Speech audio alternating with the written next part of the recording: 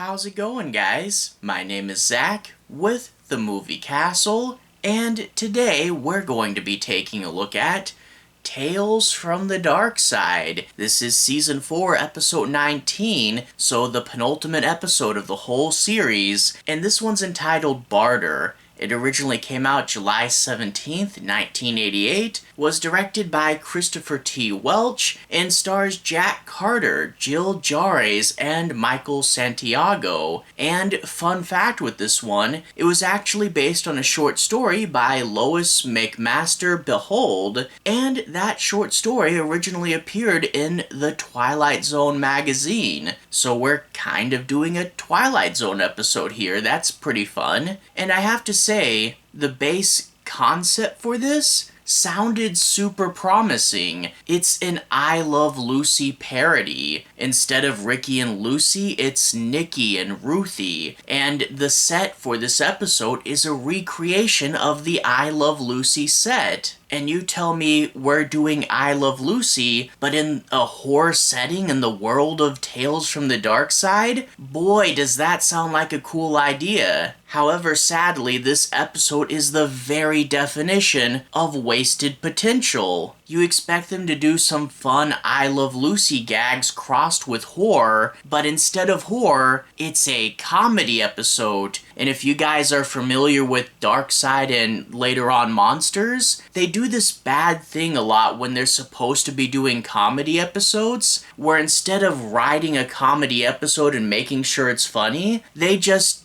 don't write much at all and have a wacky character come onto set. We get this alien, and he's a bumbling guy, and he talks with a funny voice that I think is supposed to be like he's drunk or something. I could barely understand a word he said, and he has all these different remotes, and of course they have wacky alien names. And honestly, having covered all of Monsters and now almost finishing Darkside, I've seen way too many of these episodes where the premise of the entire episode is wacky character comes into the show and is just jumping around and being silly, and I'm absolutely tired of it. It's not funny at all, and here's another one of those. But also, man, the wasted potential of an I Love Lucy parody. It barely does any I Love Lucy stuff outside of the set and the character names and just the base framework. The show's not in black and white. Her best friend Bethel is only on the telephone once and we don't ever actually get to see her. And Lucy never has any wacky shenanigans or these weird plots that she would come up with. Instead, most of the I Love Lucy based jokes are just centered around the Ricky character's accent, and that's pretty much it. And because this is a wacky character episode and not a horror story, we don't even get a horror version of I Love Lucy, which would have been kinda cool. So yeah, I can't recommend this. This had a really cool setup, but is such a wasted story. And ultimately, yeah, is pretty disappointing.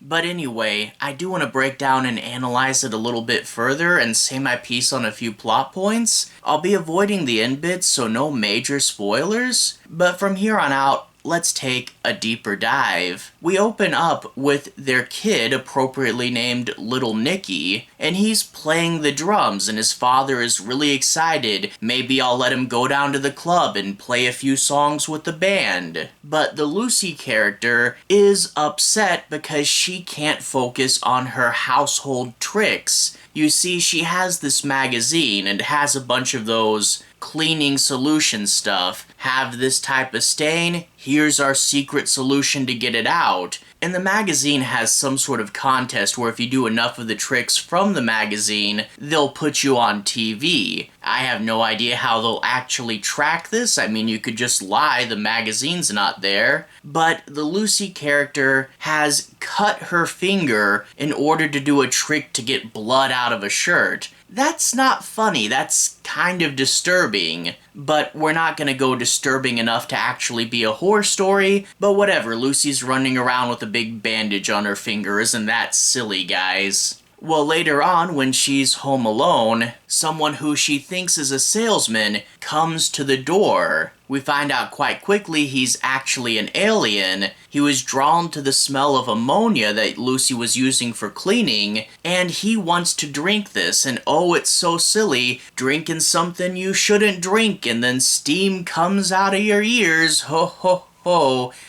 Yeah.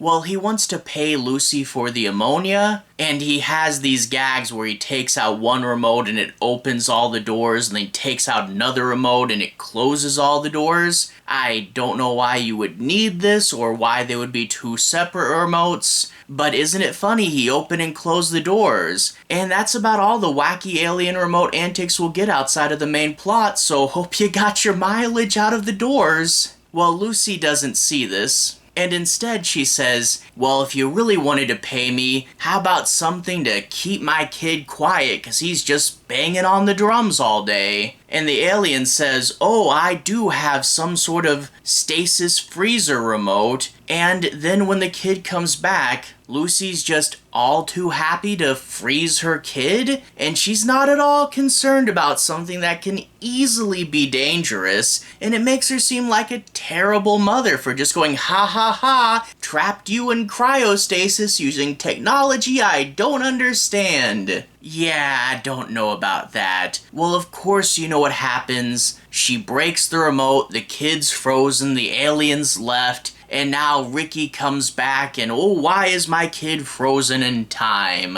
And they have to figure out how to lure him back to the house. And overall, that's about it. I mean, they do try to get out of the situation, and there's a few more plot points later on, and it ultimately ends on this note. And again, I don't want to ruin the ending, but where the episode ends is actually a much better place to start an episode, and is a really just unsatisfactory ending to this whole thing. Overall, this episode is super underwhelming. I would have loved a scary I Love Lucy, but it's not scary. It's a wacky character episode, and I hate those. And it's barely I Love Lucy despite cloning so much of the original show's framework. They don't get what made I Love Lucy funny, and they don't go into any of the Lucy specifics. But hey, they're Nikki and Ruthie, and he has a Cuban accent, and we can get jokes out of the accent. Yeah, that was part of the original show, but it was not all of it. And this is just a sad clone that doesn't do what it should have. I don't want to say it's the worst episode ever. There have been so much more wacky character episodes that I hated much more than this. But ultimately, having such a good idea of a horror I Love Lucy to set things off really made this one feel super underwhelming, and I really wish we had done something better with it. So yeah, underwhelming, doesn't live up to its potential, can't really recommend it, but if only, right? Anyway though, to everyone who's watched so far, thank you for watching. To everyone who's liked and subscribed, thank you, you really are helping the channel out. I'll leave a playlist on the bottom. This should be my Tales from the Darkside playlist. If you guys want to see me talk about past episodes of the show, which as of recording is literally almost all of them and soon to be, you can click right here and see more. Anyway, have a good day. I'll see you guys again very, very soon. Playlist here.